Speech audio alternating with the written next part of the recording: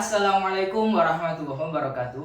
Perkenalkan, nama saya Febian Esa Eki Adafarudian Syah dari kelas 10-3. Saya di sini akan menceritakan sirah atau kisah dari ulama asal Banjar, Syekh Muhammad Arsyad Al-Banjari. Syekh Muhammad Arsyad Al-Banjari adalah ulama yang lahir dari desa Lokabang, Martapura, Kalimantan Selatan.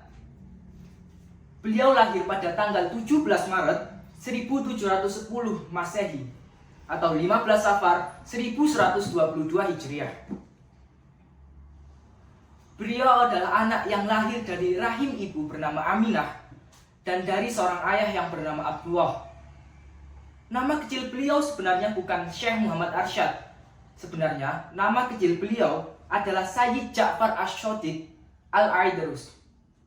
Namun berkenaan dengan adat Banjar yang jika nama seorang anak tidak berkenaan dengan sikapnya atau sifatnya ketika ia besar, maka namanya akan diganti.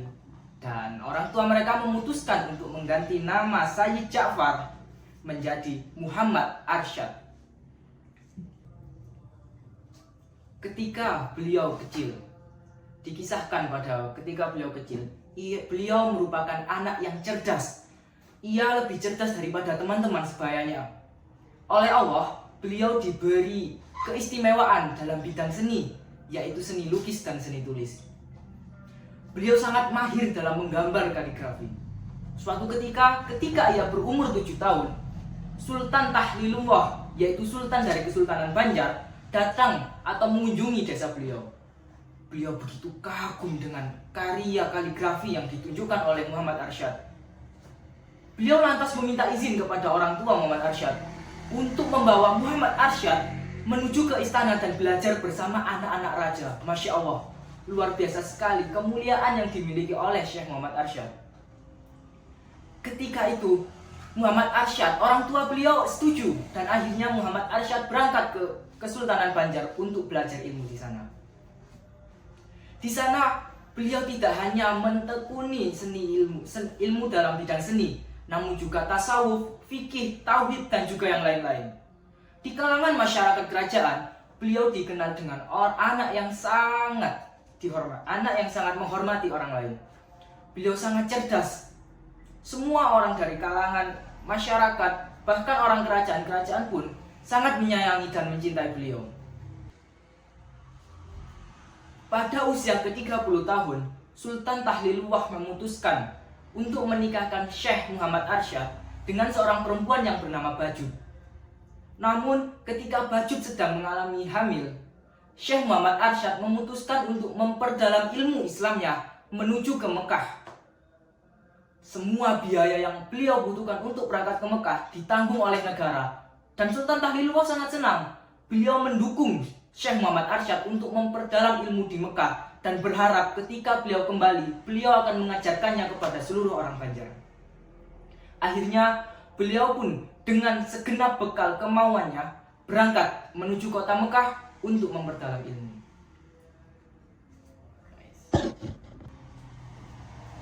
Ketika beliau di Mekah, beliau memperdalam sangat banyak ilmu. Mulai dari fikih, tasawuf, kemudian tauhid, dan juga banyak. Beberapa guru yang mengajar beliau antara lain yaitu Syekh Athaillah bin Ahmad Al-Bishri, kemudian Al-Faqih Syekh Muhammad bin Salman Al-Qurdi, dan Syekh Muhammad bin Abdul Karim Al-Samad Al-Hasani Al-Madani. Di tangan Syekh Muhammad bin Abdul Karim, beliau belajar ilmu tasawuf dan juga ilmu fikih. Di sana Syekh Muhammad Arsyad Al-Banjar mempraktekkan ilmu suluk dan khalwat, dan di tangan Syekh Muhammad bin Abdul Karim beliau mendapat julukan atau gelar Khalifah Tasawuf.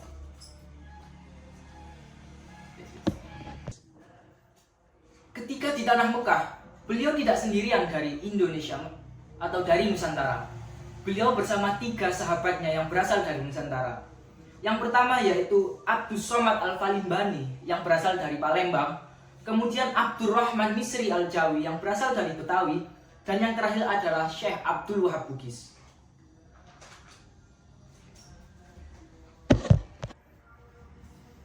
Setelah 35 tahun menimba ilmu di kota Mekah, Syekh Muhammad Arsyad Al-Banjar dan 3 sahabatnya memutuskan untuk terus menimba ilmu di negeri Mesir. Namun ketika mereka meminta izin kepada guru-guru mereka, guru-guru mereka menyarankan mereka untuk kembali saja ke Nusantara. Mereka pun dengan taat menaati guru-guru mereka dan memutuskan untuk kembali. Sebelum kembali, Syekh Muhammad Arsyad Al-Banjar dan 3 sahabatnya memutuskan untuk haji dulu. Ketika mereka menjalankan ibadah haji, adik dari Syekh Muhammad Al-Banjar datang menemui Syekh Muhammad Al-Banjar dan mengatakan bahwa anak dari Syekh Muhammad Al-Banjar yang bernama Fatimah telah beranjak dewasa. Dan anaknya menitipkan cincin kepada adik dari Syekh Muhammad Al-Banjar yang mengisyaratkan bahwa anaknya ingin segera menikah dan memutuskan untuk menyerahkan jodohnya kepada Syekh Muhammad Al-Banjar. Tanpa pikir panjang, 3 sahabat dari Syekh Muhammad Al-Banjar langsung mengajukan lamaran kepada anaknya.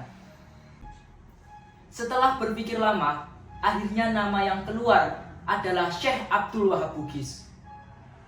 Setelah mengetahui berita tersebut dan setelah melaksanakan ibadah haji, 4 saudara tersebut akhirnya kembali ke Nusantara.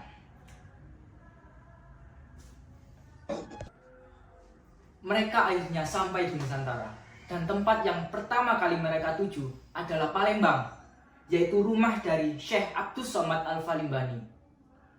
Kemudian mereka melanjutkan ke Batavia atau Tanah Betawi, yaitu tempat atau rumah dari Syekh Abdurrahman Al-Misri.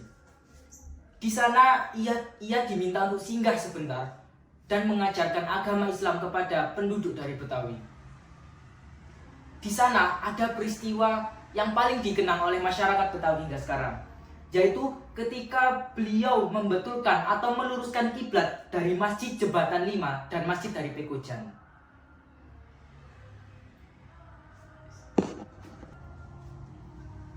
Setelah beliau menyelesaikan urusannya di Tanah Betawi, Syekh Muhammad Arsyad Al-Banjar bersama Syekh Abdul Wahab Bugis langsung menuju Martapura, tempat kediaman Fatimah dari anak Syekh Muhammad Arsyad Banjar untuk mempersuntingnya.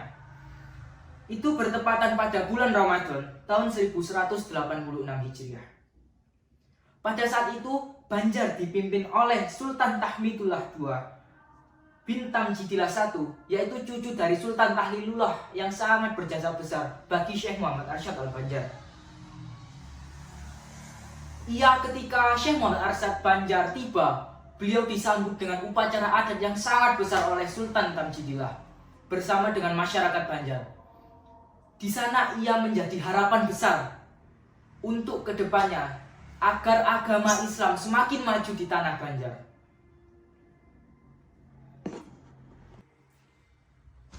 Ketika kembali ke tanah Martapura, beliau fokus untuk mengerjakan satu tugasnya, yaitu mengamalkan atau mendakwahkan apa yang telah diperolehnya selama kurang lebih 30 tahunan di kota Mekah.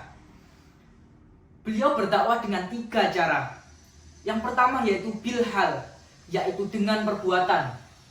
Dengan perbuatan, perkataan yang dilakukan sehari-hari, kemudian dicontoh langsung oleh muridnya.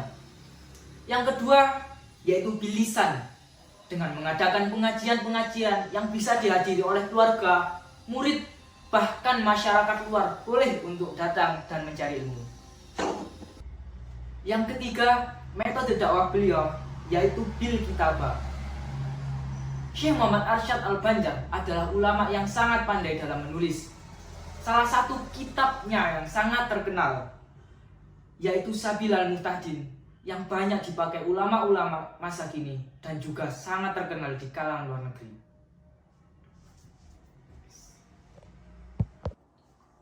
Karya-karya dari Syekh Muhammad Arsyad Al-Banjar sangatlah banyak. Yang pertama yaitu Kitab Usuluddin, yaitu kitab yang membahas tentang sifat 20 Allah. Yang kedua yaitu Kitab Faraid, yang membahas tentang pembagian harta warisan. Yang ketiga yaitu Kitab An-Nikah, yang membahas tentang ilmu pernikahan. Kemudian Kamsul Ma'rifat, yang membahas tentang tasawuf dan hakikat. Kemudian Fatwa Sulaiman Burdi, yaitu merupakan fatwa dari gurunya di Mekah. Dan yang terakhir adalah kitab yang sangat-sangat terkenal, yaitu Sabilal Muhtadin, yang bahkan terkenal sampai ke luar negeri seperti Mekah, seperti Malaysia, Brunei, dan juga Thailand. Syekh Muhammad Arsyad Al-Banjar merupakan ulama yang bukan ulama biasa. Bahkan karomah yang dimiliki beliau juga sangat luar biasa. Karomah yang pertama, yaitu beliau dapat melakukan perjalanan jauh dengan cepat. Pernah dikisahkan ketika beliau berada di desa Kelampaian dan ingin menuju ke desa Lokabang tempat rumahnya. Waktu perjalanannya membutuhkan waktu yang sangat lama, berkilo-kilometer jaraknya. Namun dengan karomah yang beliau miliki, beliau dapat berpindah dengan waktu yang sangat cepat. Masya Allah.